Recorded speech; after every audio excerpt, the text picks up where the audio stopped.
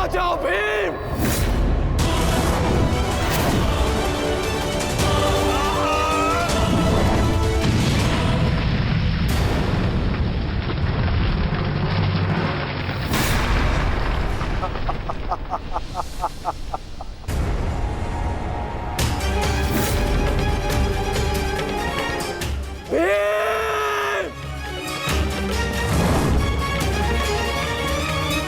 मैं वचन देता हूं कि अर्जुन के अतिरिक्त आपके किसी पुत्र का वध नहीं करूंगा मैं।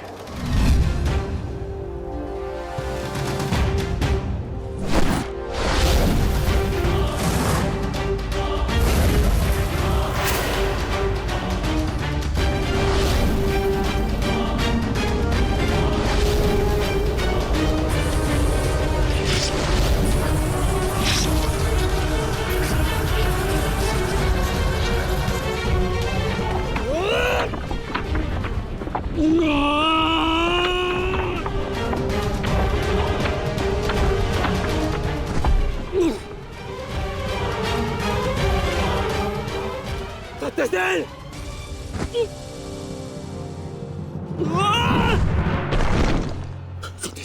सत्यसेन! सत्यसेन, तुम्हें कुछ नहीं होगा। तुम चिंता मत करो, मैं तुम्हें सुरक्षित स्थान पर लेकर चलता हूँ। चलो। नहीं अंगराज, अब आप अंगराज कर्ण नहीं, सेनापति कर्ण है। आपका उत्तरदायित्व है समस्त कौरवों की सुरक्षा। मैं तो एक साधारण सा सारथी हूँ। मेरी रक्षा के लिए समस्त कौरवों के प्राण संकट में न डालिए। युवराज दुर्योधन के पास जाइए, अर्जुन उसी ओर गए हैं।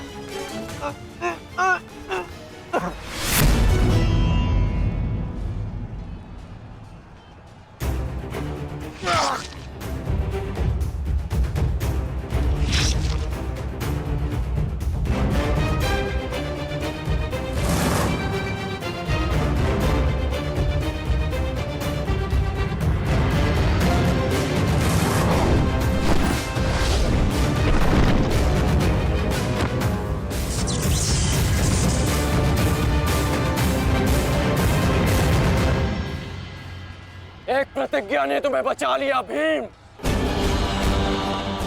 इस पाश से बाहर निकलने का जितना प्रयास करोगे वो तुम्हें उतना ही जकड़ेगा। अपने प्राण बचाना चाहते हो तो अधिक प्रयास मत करना, अन्यथा दम घुटने से अपने प्राण को बैठोगे।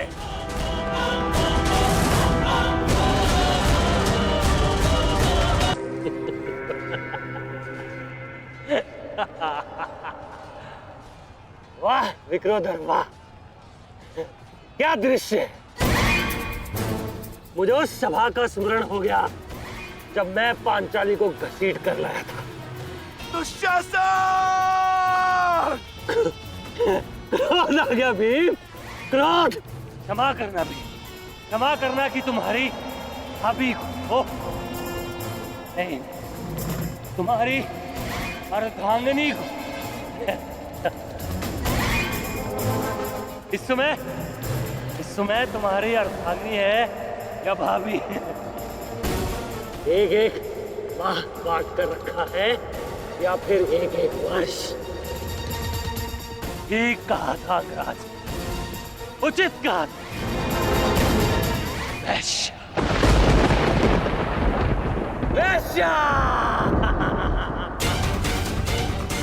मन करता है अपने ज्येष्ठ का प्रतिशोध लेने के लिए उस पांचाली का जहां कुरुक्षेत्र में वस्त्राहरण करूं, विक्रोधर बार बार वस्त्राहरण करूं।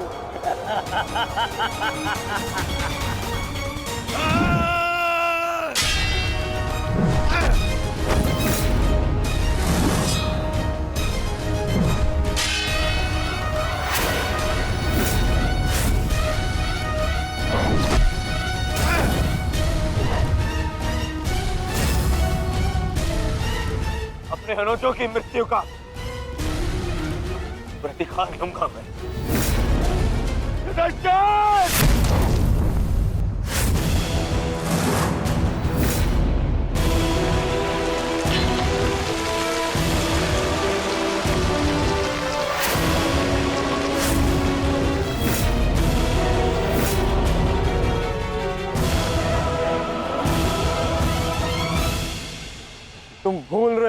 दुर्योधन इस पांडव का एक अनुज भी है और उसका नाम है अर्जुन। अर्जुन! दुर्योधन को जाने दो। तो छुड़ा लो कर्ण। इससे पहले भी रंगभूमि में तुम इस अस्त्र से दुर्योधन की रक्षा कर चुके हो। स्मरण है ना?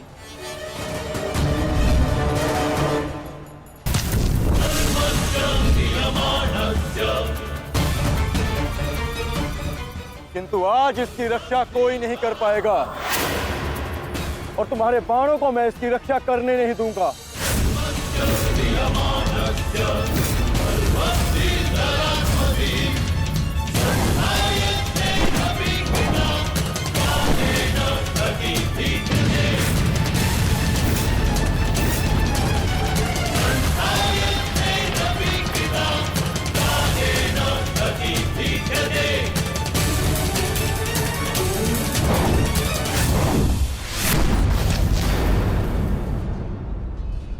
यदि यहां मेरा मित्र संकट में है तो वहां तुम्हारा ज्येष्ठ भी संकट में है अर्जुन।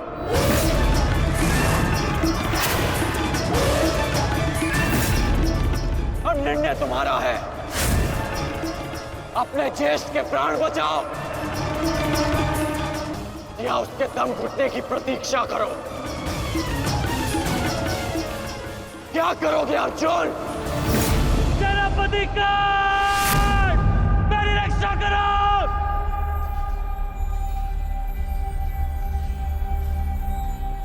असंभव।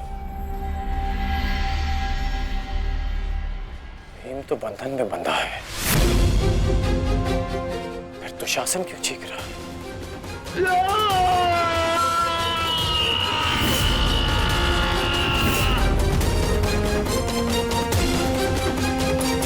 आ रहा है।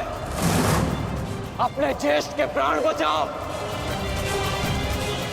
या उसके दम घुटने की प्रतीक्षा करो। सेनापति का मेरी रक्षा करो।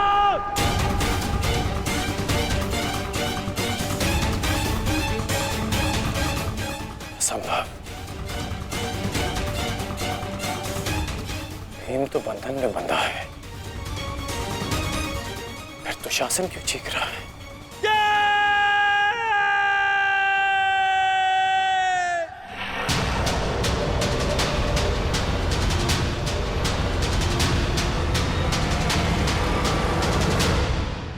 तुम ये सोच रहे हो ना कर्ण कि विकोदर भीम तुम्हारी पाश से कैसे निकल गए? कदाचित तुम भूल रहे हो कि विकोदर भीम पवन पुत्र है और पवन को कौन रोक सकता है?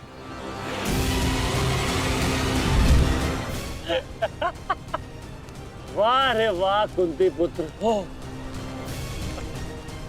पवन पुत्र। बस इतना ही बल है तुमने। बुलाओ बुलाओ अपने भाइयों को यहाँ।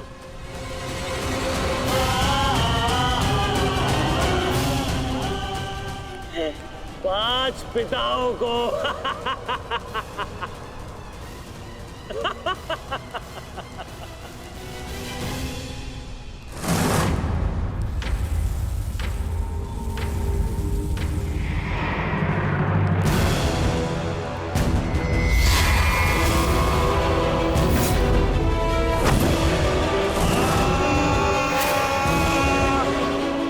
दुशासन!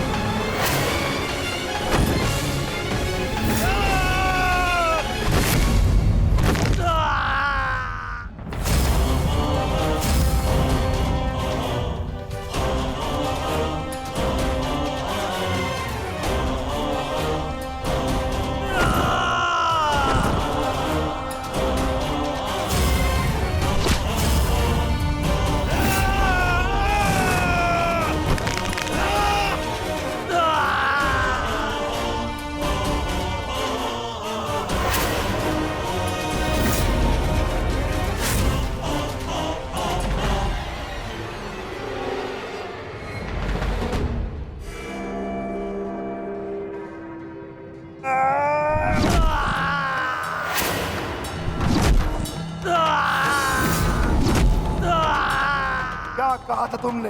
आज फिर से पांचाली का वस्त्रण करेगा। मैं आज और इसी क्षण तुम्हारे प्राण हर लूंगा, घृणित दुशासन।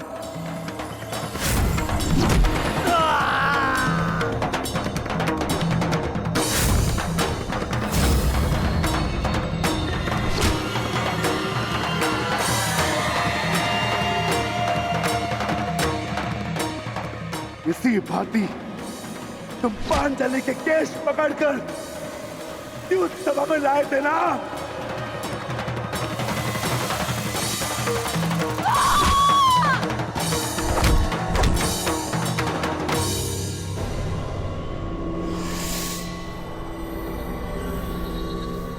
बुला दुशासन, बुला बुला अपने उस ज्येष्ठ भ्राता को जिसके कारण आज तेरी यह दशा हुई है। बुलाओ अपने 98 भाइयों को जो तेरे कारण और तेरे ज्येष्ठ के कारण धरती और नरक के मार्ग में फंसे हैं। बुला दुशासन, बुला। आज तो तू बुला। तुझको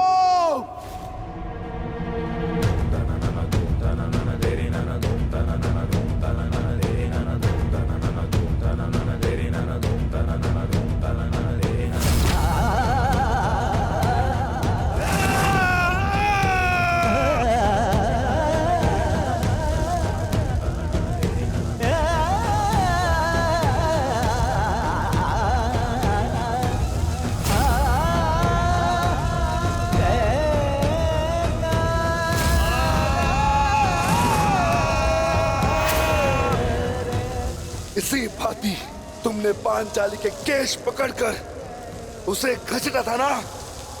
चल दुशासन।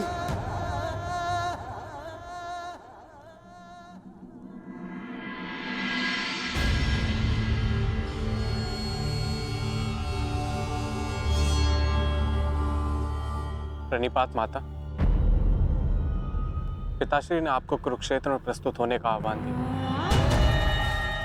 आशा करती हूँ वृकोदर, युद्ध समाप्त होने के पश्चात आपकी पत्नी पुनः अपने केश बांध सकेगी। मुझे विश्वास है पांचाली कि इस आने वाले युद्ध में मैं वृकोदर भीम उस दुशासन की छाती फाड़कर उसके छाती के लहू से तुम्हारे केश सींच पाऊंगा।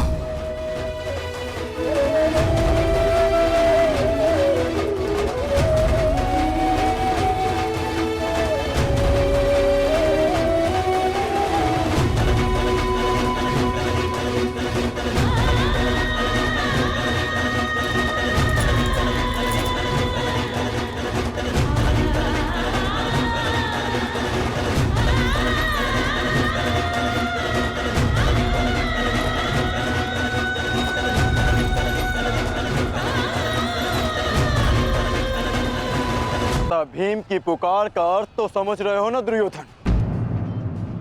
आज तुम्हारा 99वां अनुज भी जीवित नहीं बचेगा। जिस प्रकार उस युद्ध सभा में हम कुछ ना करने के लिए विवश थे, आज उसी प्रकार तुम अपने अनुज की रक्षा ना करने के लिए विवश हो। विवशता क्या होती है उसका भान आज होगा तुम्हें। तुम्हारा अंत करने से पूर्व तुम्हें तुम्हारे किए कुकर्मों का भान कराना आवश्यक है दुर्योधन।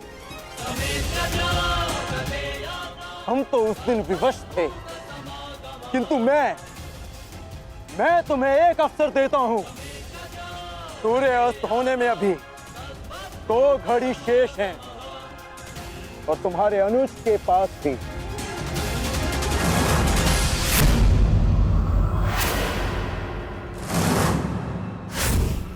जाओ, बचा सकते हो तो बचा लो अपने अनुज को।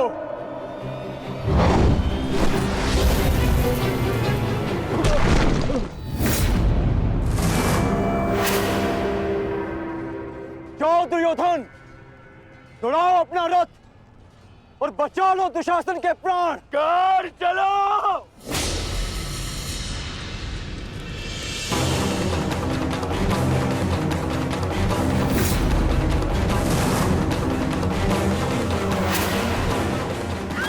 मान रखना कर्ण, आज किसी के रथ का वेग भ्राता भीम के प्रहार से अधिक शक्तिशाली नहीं होगा। आज पांचाली के अपमान का प्रतिकार लेने से कोई नहीं रोक सकता भ्राता भीम को।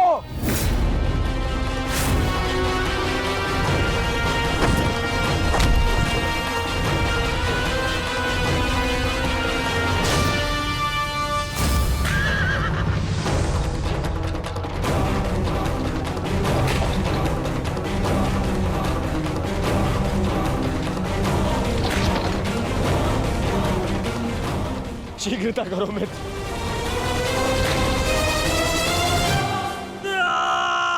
चीखो दुशासन चीखो, इतना चीखो कि अंधायुग तुम्हें सुन तो सके कि जिन्हें द्रौपदी का क्रंदन दिखाई ना दिया उन्हें तेरा ये रुदन सुनाई तो दे। चीखो दुशासन कि संसार को संदेश मिले कि क्यों किसी स्त्री का अपमान नहीं करना चाहिए। एक नारी के टूटे हुए दर्प के टुकड़े जब छाती में चुभते हैं तो कैसा लगता है? गति बढ़ाओ मित्र, मेरा अनुज संकट में है।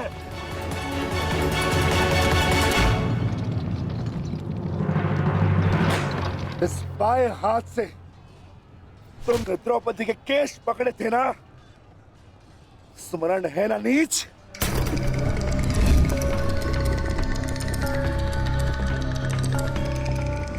तुमने पांचाली का नहीं समस्त नारी जाति का अपमान किया है।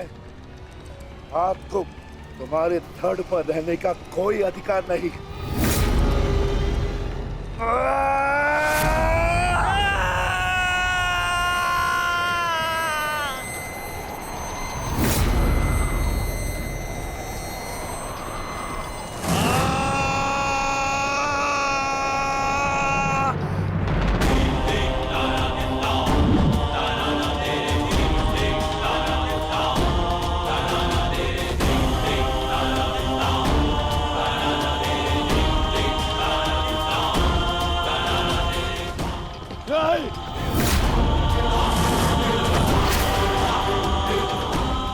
इसी दाएं हाथ से तुमने द्रौपदी का चीर पकड़कर खींचा था ना?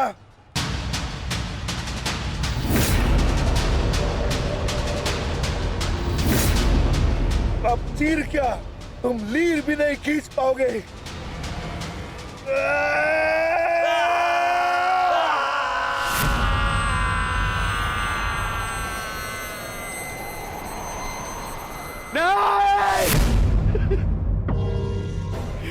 बस करो संजय, बस करो, मुझे कुछ और नहीं सुनना। दुशासन!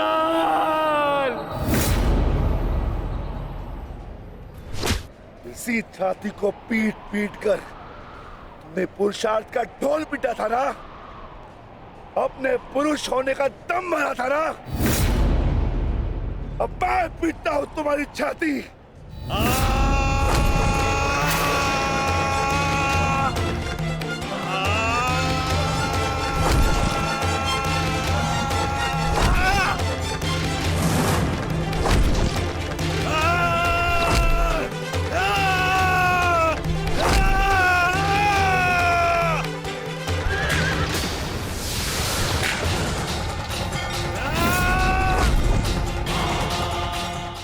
दुशासन, तुमने क्या कहा था पांचाली को?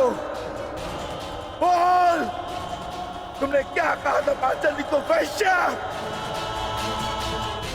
बोल दुशासन, फिर से बोल।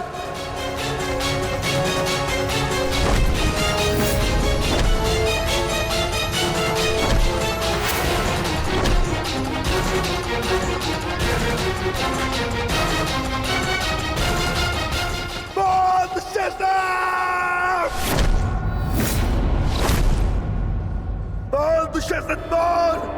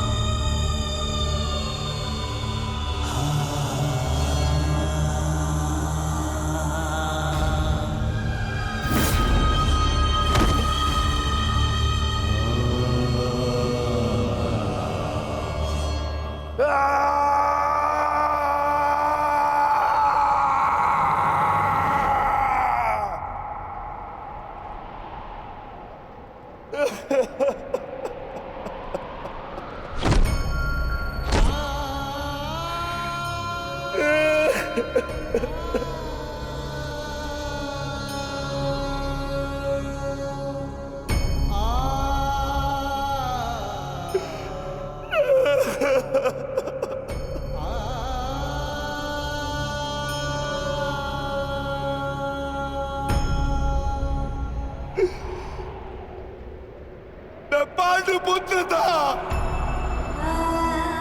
मैं देव पुत्र था। तुमने मुझे क्या बना दिया दुशासन?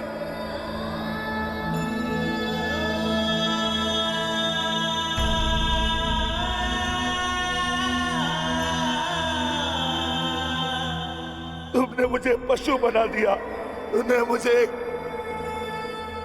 एक राक्षस बना दिया।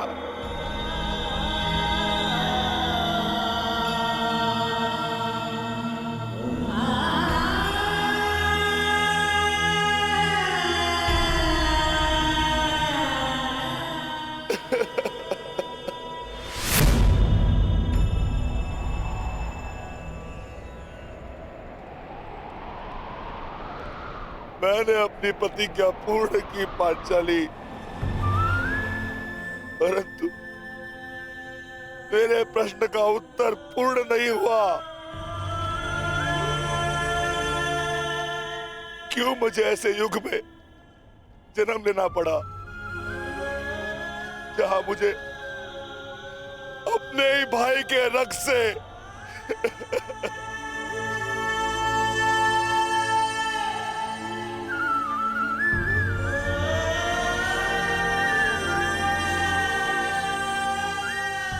ऐसा क्यों हुआ पांचाली? ऐसा क्यों हुआ?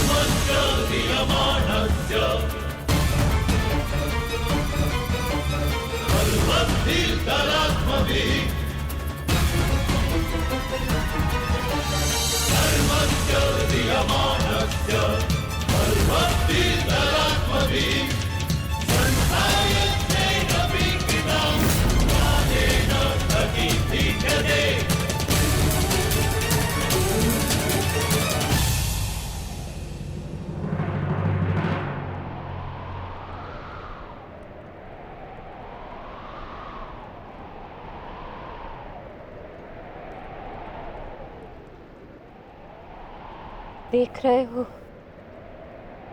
युवराज दुर्योधन,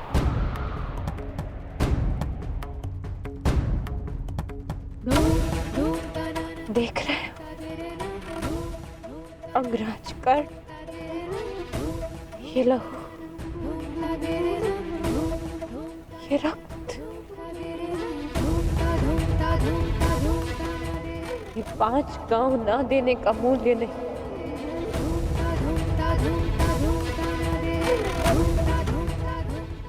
ये पंचभूत से बनी सृष्टि के सबसे बड़े सृजन, स्त्री के अपमान, उसे यातना देने का मूल्य।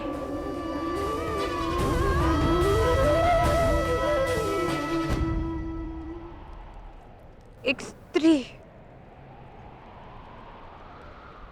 एक माता, एक पत्नी का जब जब अपमान होगा,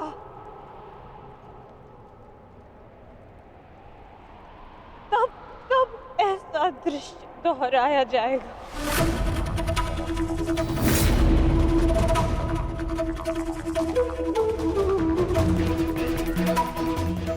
तब तब ऐसा दृश्य दोहराया जाएगा दुर्योधन।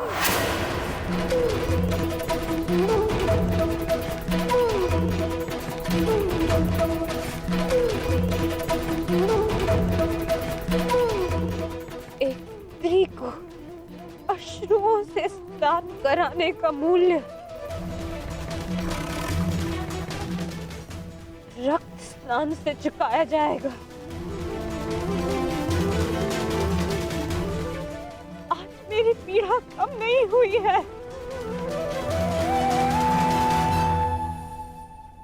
और बढ़ गई है।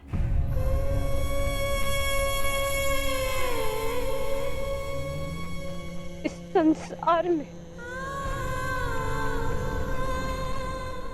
किसी को भी द्रौपदी जैसा भाग्य ना मिले, जिसे अपने ही कुल के सामने, अपने ही कुल के पुरुषों के हाथों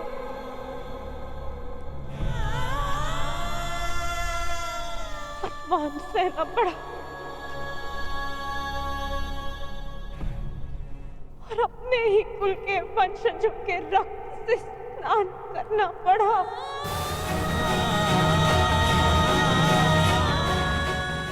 हे ईश्वर, इस संसार में किसी को भी द्रौपदी बनाकर जन्म मत देना।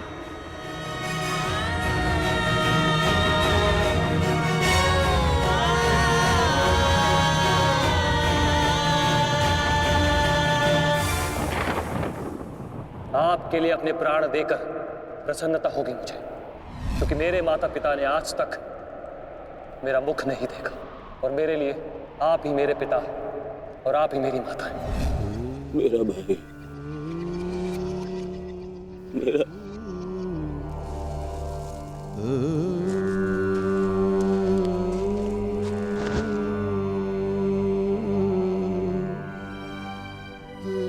दुशासन,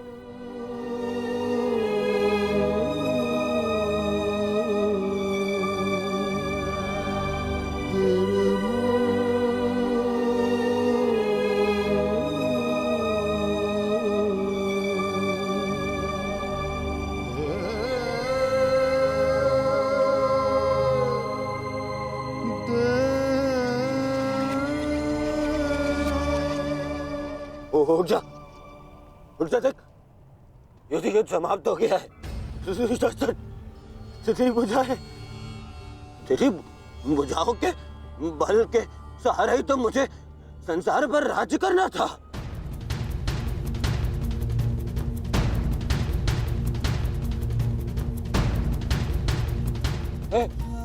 हे दुशासन, मेरा अनुज नहीं, तेरी आंखें का तू अनुज, मुझे यूं अंधकार में छोड़कर मत जान। अनुज, मैं हमारे पिता के भांति अंधा हो जाऊंगा, अंधा हो जाऊंगा। चलो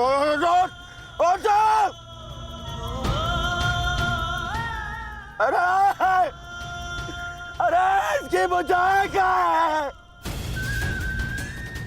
अरे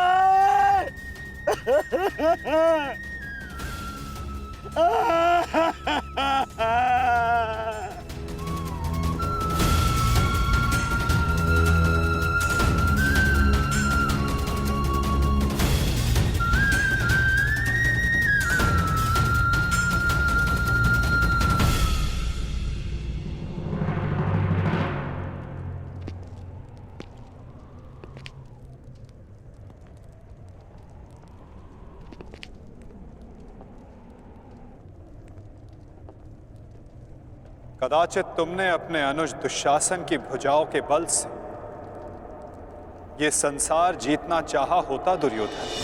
नारायणं नमस्कृत्य नरं चैव तो आज सारा संसार तुम्हारा दास होता, किंतु नहीं, तुमने इसकी भुजाओं के बल से एक स्त्री का वस्त्र हरण करना चाहा दुर्योधन। कदाचित तुमने इसकी दुर्जयता के बल से तीनों लोकों पर शासन करना चाहा होता दुर्योधन, तो आज तुम्हें वो भी मिल जाता। परंतु नहीं, तुमने ऐसा नहीं किया दुर्योधन। तुमने अपने अनुज दुशासन के मन में कुटिलता और कुचक्र का षड्यंत्र रच दिया। कदाचित तुमने अपने नेत्रों को उचित मार्ग दिखाया होता दुर्योधन, परंतु तुमने अपनी उन आंखों से महाविनाश का स्वप्न देखा।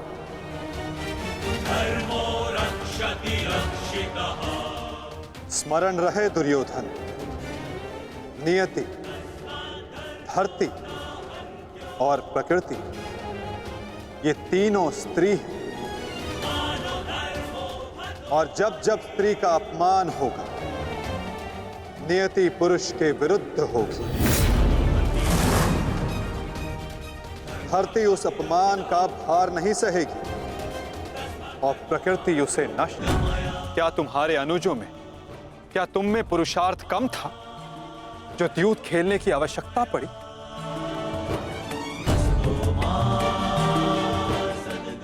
इसी द्यूत के कारण एक स्त्री पहले अपने ही अश्रों में नहाती है और अब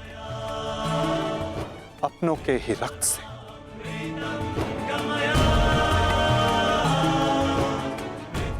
क्यों किया तुमने ये लालच दुर्योधन? क्यों रचा ये कुचक्र? इसी द्यूत, इसी कुचक्र, इसी लालच के कारण रचता है ये युद्ध, ये महाविनाश, ये महाभारत।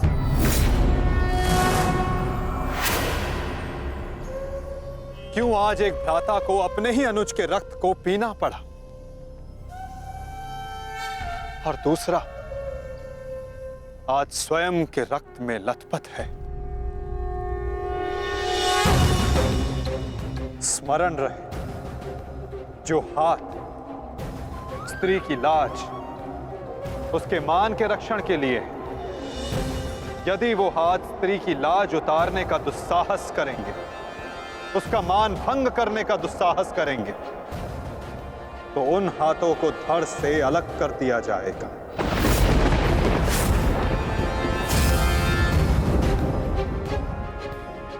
जो वस्त्र हरण करेंगे, उनका प्राण हरण होगा। जब जब किसी की आंखें अनुचित होता देखना स्वीकार करेंगी, तब तब उन आंखों को बंद होना होगा।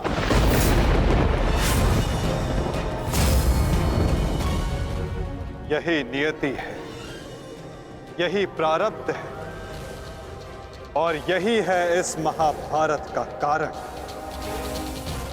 और निवारण।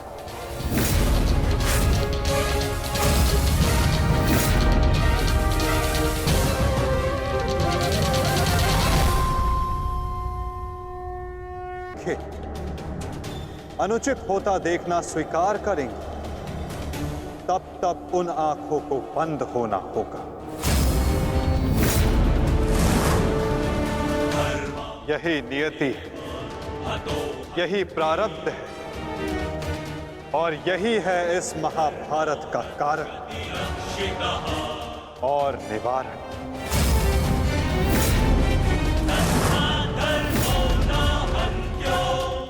अधर्म की ओर धर्म के बढ़ते बाणों को रोकने का प्रयास करने वालों को बाणों की शैया पर विश्राम करना होगा।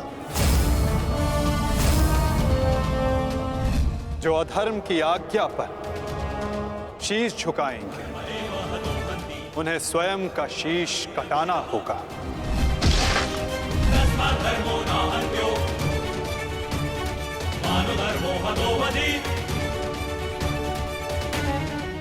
अधर्म को ना किसी का कवच बचा सकता है, ना ही किसी के बाण। ऐसा कोई रथ नहीं जिस पर अधर्म चढ़कर अपने लक्ष्य तक पहुंच सके। ग्रास लेगी ये धरा उस अधर्मी को भी और अनचाहे उसका साथ देने वाले के रथ को भी, जो एक झूठे वचन के लिए सत्य के चक्र के समक्ष आकर खड़ा होगा, उसे स्वयं सत्य के चक्र के साथ धंसना होगा।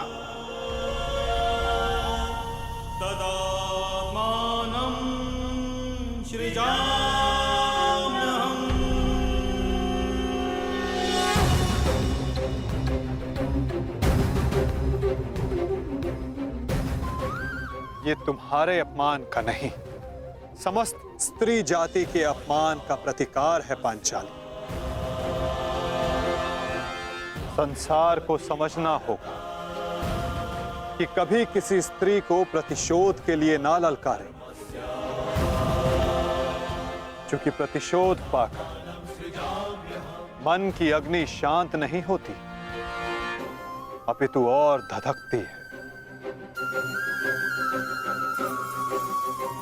यही है इस महाभारत का संदेश और नियति का उपदेश।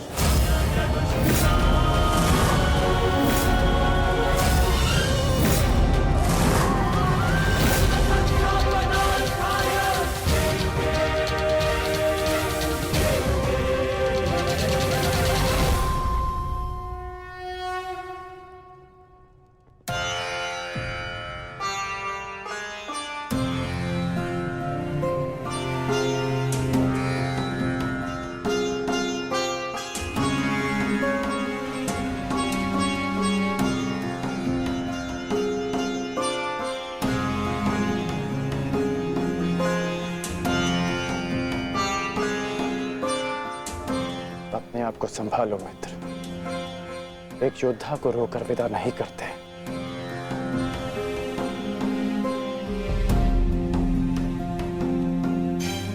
हम तो शासन का बलिदान जो व्यर्थ नहीं जाने देंगे। आगे बढ़ो मित्र, अपने अनुज की अंतिम विधियां पूर्ण करो।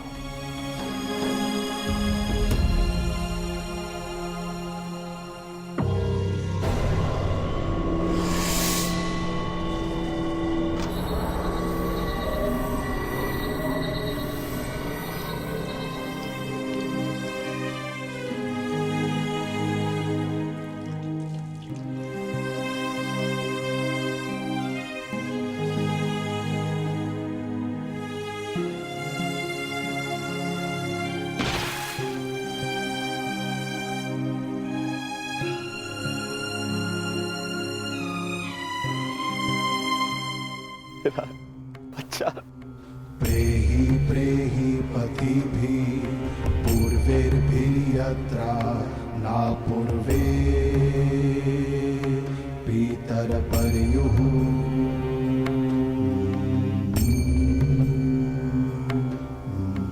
उभराजना स्वधया वरुणं च दिवम्। पुत्र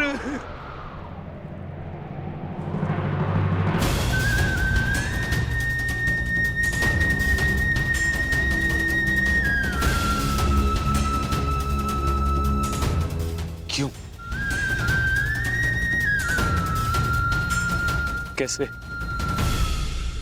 कैसे होने दिया तुमने ये? तुम्हारा अनुज तुम्हारा उत्तरदायित्व था, उसकी रक्षा कैसे ना कर पाए तुम? मैं नेत्रहीन हूं पुत्र, परंतु ऐसा प्रतीत होता है जैसे किसी ने मेरा एक नेत्र छीन लिया है।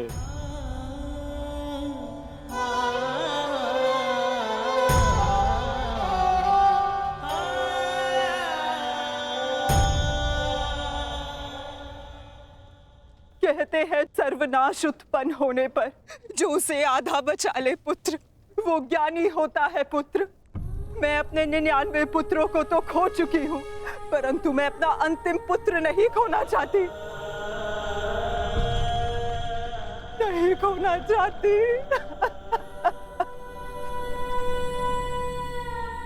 बंद कर दो ये महाविनाश दुर्योधन, और लौट चलो। किसी को तो रहने दो जो हमारा पिंड दान कर सके।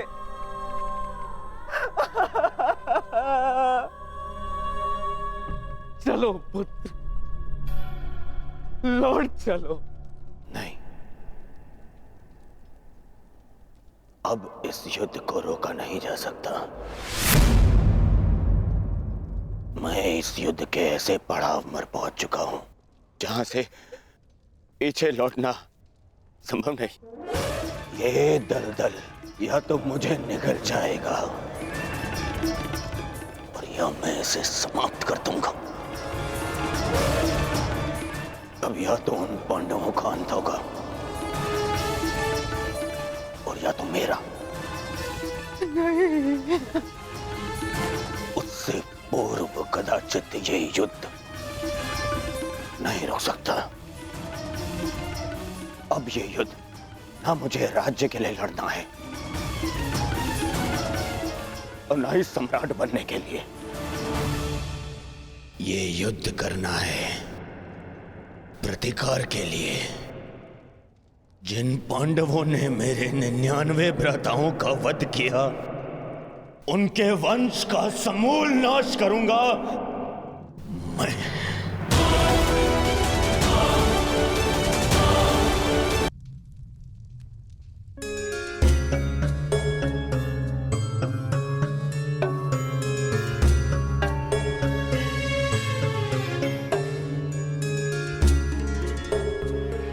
किस चिंतन में डूबे हो युधिष्ठिर?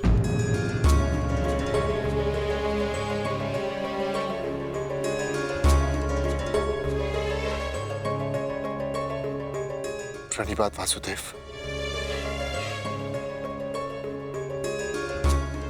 तुमने मेरे प्रश्न का उत्तर नहीं दिया युधिष्ठिर। हाँ वासुदेव,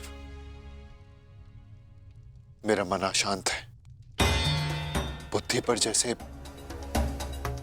भ्रम की धूल से जमी है।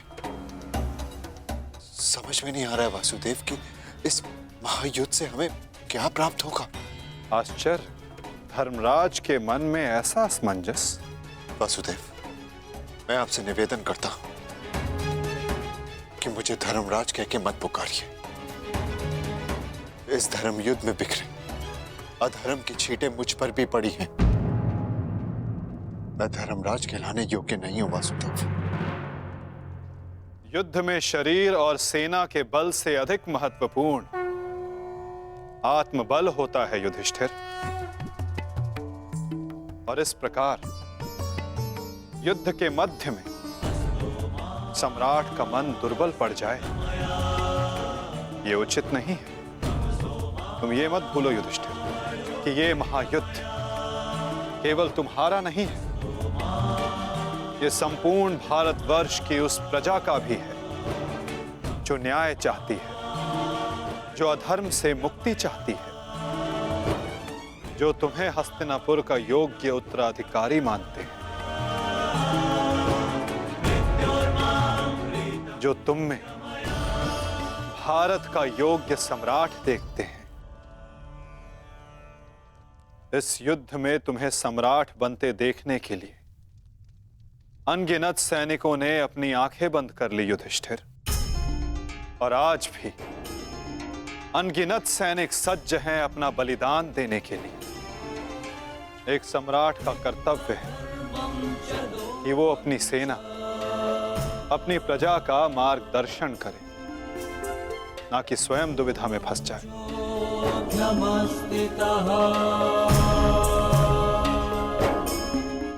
किंतु प्रश्न ये है कि सम्राट के मन में ये प्रश्न आया क्यों? कहीं सम्राट को ऐसा तो नहीं लगता कि उनके प्रिय अनुज महायोद्धा अर्जुन पूरे मनोयोग के साथ भाग नहीं ले रहे? कदाचित इसीलिए अंगराज अब तक युद्ध क्षेत्र में है। अंगराज का वध केवल अर्जुन के हाथों संभव है। यदि युद्ध भूमि में अर्जुन अंगराज का वध कर देते हैं तो अवश्य ये संभव है युधिष्ठिर।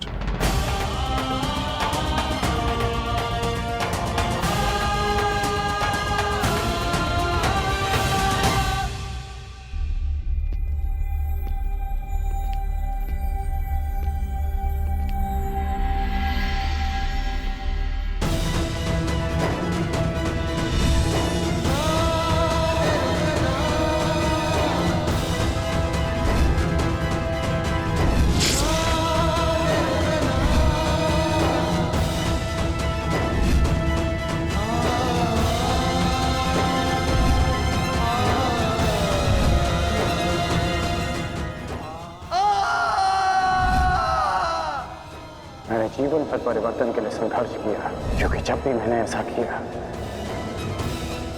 तो मैंने लोगों की आंखों में आशा की किरण देखी।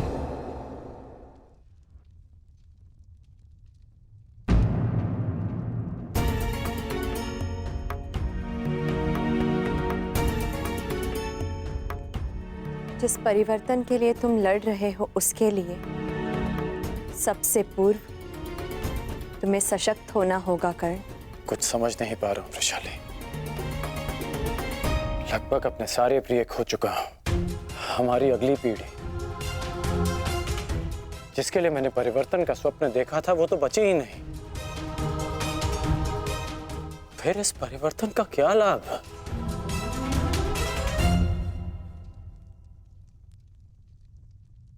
तुमने जो जो सहा है मुझे उसका भान है कर्ण, परंतु कुछ नवीन पाने के लिए बलिदान करने ही पड़ते हैं।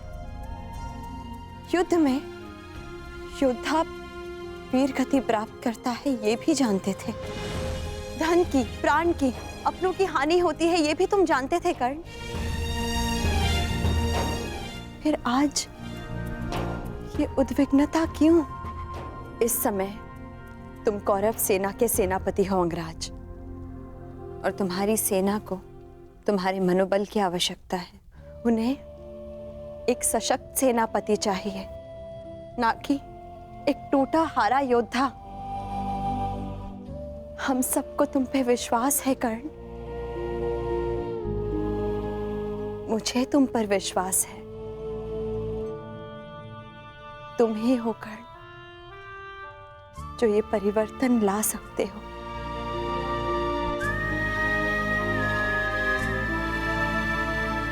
मैंने तुम्हें कितने कष्ट दिए हैं, फिर भी सदा तुमने मेरा साथ दिया, मुझे साहस दिया।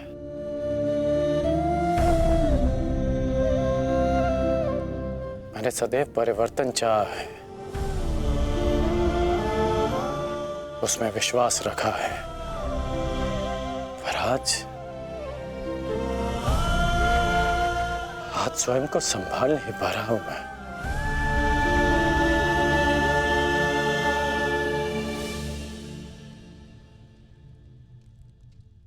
स्वयं को संभालो सरसेनापति,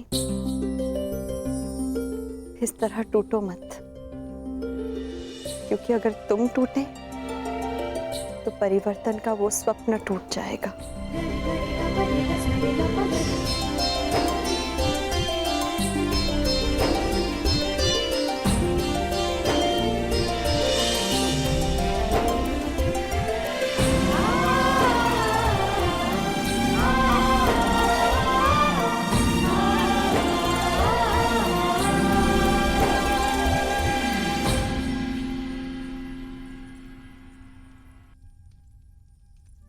जी जी, एकांत। जी, मैं कुछ मत कहो कुंती, समय ने मुझे उस मोड़ पर लाकर खड़ा कर दिया है जिस मोड़ पर ना तो मेरे पास कुछ कहने के लिए है और ना ही सुनने के लिए। तुम्हें स्मरण है तुम्हें वो समय कुंती जब हमारे हस्तिनापुर में हर्ष, खुशी, उल्लास और आनंद होता था। मुझे दंभ होता था कि मेरे कक्ष में 100 और तुम्हारे कक्ष में 5 दीपक हैं, परंतु आज मेरा ये कक्ष अंधकार में डूब गया है। एक एक करके इस अभागिन माता ने अपने 99 पुत्र खो दिए हैं।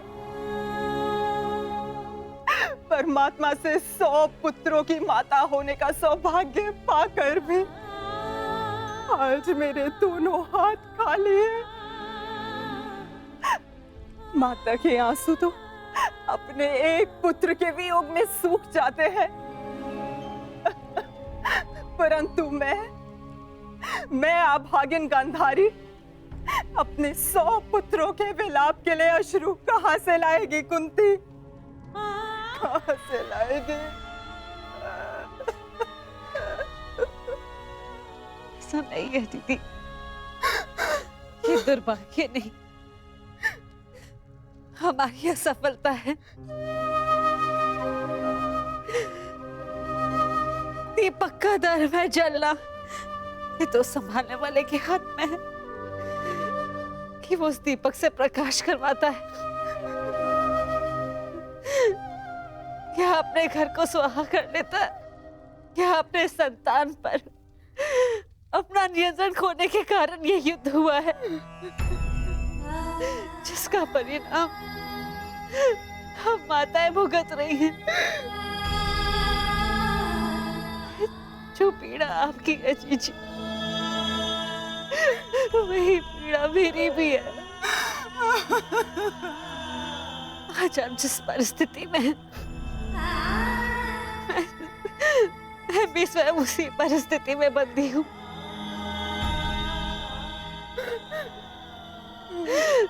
भाइयों को लड़ते देख कौन सी माता प्रश्न हो।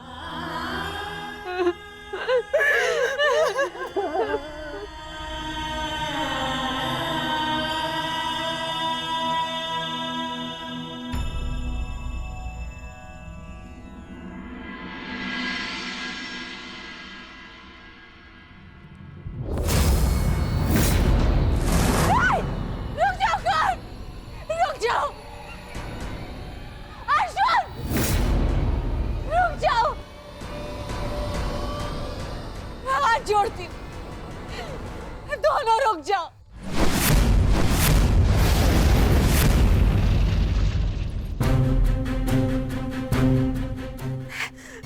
ऐसा नहीं होने दूंगी।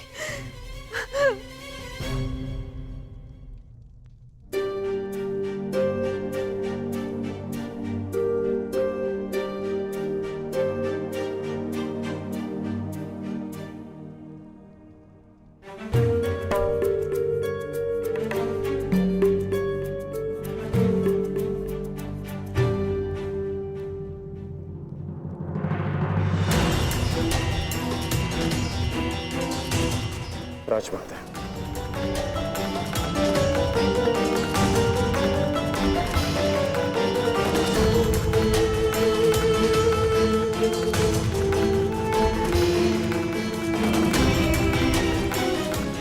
बड़ी बात राजमाता, ऐसा क्या हो गया कि आपको इस समय यहाँ आना पड़ा? कुछ शुभ शब्दों ने मेरे उनको व्याकुल कर दिया है। मैं समझ सकता हूँ। जिस माता के सारे पुत्र युद्ध पर हों, उस माता का मन व्याकुल होना स्वाभाविक है। बात ये नहीं है, मैंने दुस्वप्न देखा। कैसा दुस्वप्न? तुम बांध छुड़ा आगे जा रहे हो, अर्जुन भी सजा है और दोनों ने बांध संधान कर दिया और मैं बीच में आ गई, किंतु तुम दोनों ने बांध छोड़ दिया। फिर क्या हुआ? फिर मेरा सपना टूट गया। जो स्वप्न आपने पूरा देखा ही नहीं, उसके लिए आप व्यथित क्यों हो रही हैं? मैं व्यथित हूं क्योंकि बाण किसी का भी हो, किसी की भी छाती भेदे, पीड़ा मेरे कोख को ही होनी है। संसार की दृष्टि में आपकी कोख 5 बार भरी है। क्या आपका दुर्भाग्य था या मेरा प्रारब्ध? हमें इसे स्वीकारना होगा राजमाता। तुमसे विनती करती हूँ, इस युद्ध को त्याग दो। क्या ये विनती आप अर्जुन से कर सकती हैं? बताइए।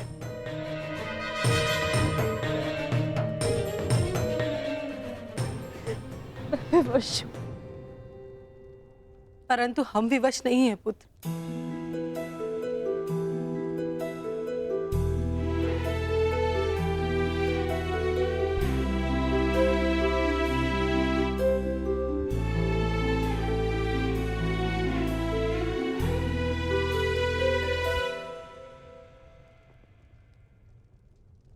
छोड़ दो ये युद्ध पुत्र, छोड़ दो।